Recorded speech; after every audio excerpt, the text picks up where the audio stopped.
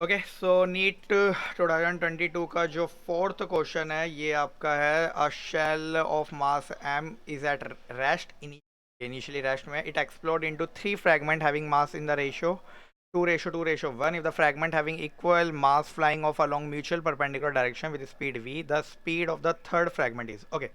ये क्वेश्चन बहुत ही सिंपल है, ठीक है। इसमें आप कंजर्वेशन ऑफ मोमेंटम से क्वेश्चन होने वाला है। ये क्वेश्चन कहीं ना कहीं रिलेट करने वाला है आपका चैप्टर नंबर 5 और 6 से। ओके, कंजर्वेशन मोमेंटम जिसमें लगेगा। यहाँ पे क्वेश्चन ये है कि if a shell of mass m is at rest initially, ठीक है। ये कोई एक शेल था जिसका मास हम कंसीडर करके चलते हैं m है। ओके एंड के बाद क्वेश्चन में बोला गया है कि ये जो एम है ये टूट गया है तीन पार्ट में और तीनों पार्ट म्यूचुअली परपेंडिकुलर है। तो म्यूचुअली परपेंडिकुलर का मतलब अगर मैं मान लेट कर लेता हूँ कि एक पार्ट एक्स एक्सिस में जा रहा होगा, दूसरा पार्ट वाई एक्सिस में जा रहा होगा, ठीक है। तो इनका रिजल्टेंट और तीसरा पार्ट कहाँ जा रहा होगा, जेड एक्सिस में। म्यूचुअली परपेंडिकुलर मतलब कुछ इस तरह से होता है। तीनों पार्ट का रेशियो दे रखा है 2m 2:1, यानी कि तीन, ये जो मास है ये तीन फ्रेगमेंट में टूटा हुआ है। एक का मास 2m है, दूसरे का मास 2m है और तीसरे का मास कुछ m करके रेशियो में हम लोग कंसिडर करके चलते हैं, ठीक है। तो हम कंसिडर करके चलते हैं कि ये कंजर्वेशन ऑफ मोमेंटम है। तो इनिशियल मोमेंटम जो होगा वो होगा आपका फाइनल मोमेंटम के बराबर। इनिशियली यहाँ पे इनिशियल मोमेंटम बेसिकली यहाँ पे जीरो है, क्योंकि इसने बोल रखा है कि ये जो सेल है वो रेस्ट पोजीशन में, तो इनिशियल मोमेंटम जीरो। तो नो डाउट फाइनल मोमेंटम भी आपका कितना आना चाहिए, जीरो आना चाहिए। अब फाइनल मोमेंटम निकालने की तरफ बढ़ते हैं।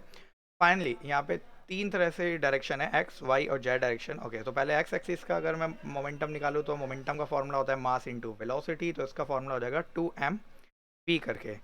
वाई एक्सिस के लिए भी मास इनटू वेलोसिटी, तो इसका भी क्या हो जाएगा 2mv करके, क्योंकि दो फ्रेगमेंट का मास 2m करके था। ओके, जेड जेड के बारे में आपको पता नहीं है और जेड की ही वेलोसिटी निकालनी है। इसका मास हमें m पता है लेकिन हमें इसके वेलोसिटी के बारे में कुछ कंसिडर नहीं है। तो हम एक काम करते हैं, इन दोनों का रिजल्टेंट पहले निकाल लेते हैं, एक्स एक्सिस और वाई एक्सिस, जो कि कहाँ आएगा, जो बीच आने वाला है इनके। ओके, इसमें हम लोग बेसिकली नेट मोमेंटम अगर आप निकालेंगे, इससे मैं कंसिडर कर लेता हूँ एम जेड करके कंसिडर कर लेते हैं। तो अगर आप एम जेड निकालोगे नेट मोमेंटम, तो पैरेललोग्राम लो वेक्टर एडिशन के according initial momentum square plus final momentum square which to m v का होल का स्क्वायर विच में एक्स एक्सिस प्लस में वाई एक्सिस का मोमेंटम विच इज 2mv का होल का स्क्वायर। ओके, अगर आप इसे सोल्व करोगे तो आपका आंसर आएगा √2 2mv।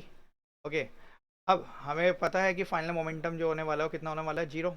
इन दोनों का रिजल्टेंट आया है एम जेड, तो हम कह सकते हैं कि final momentum m z plus का ये वाला मोमेंटम, ये दोनों की डायरेक्शन अपोजिट है, यानी कि ये एम और ये वेलोसिटी आप वी जेड कंसिडर कर सकते हैं, एम इंटू में v z which is equal to zero. Okay, m z की आप वैल्यू निकाल चुके हो, √2 2m प्लस का एम, और वी जेड आपको निकालना है, कैलकुलेट करना है, which is equal to zero. तो अगर आप इसको लेफ्ट हैंड साइड में लेके जाते हैं तो आपको वी जेड की वैल्यू मिलेगी माइनस का 2 √2 करके। ओके, 2 √2 पी की फॉर्म में, एम से एम कैंसिल हो जाएगा। तो नेगेटिव का साइन यहाँ पे कुछ नहीं है, डायरेक्शन इंडिकेट कर रहा है, तो इसका फाइनल आंसर हो जाएगा ऑप्शन नंबर थर्ड इस 2 √2 वी।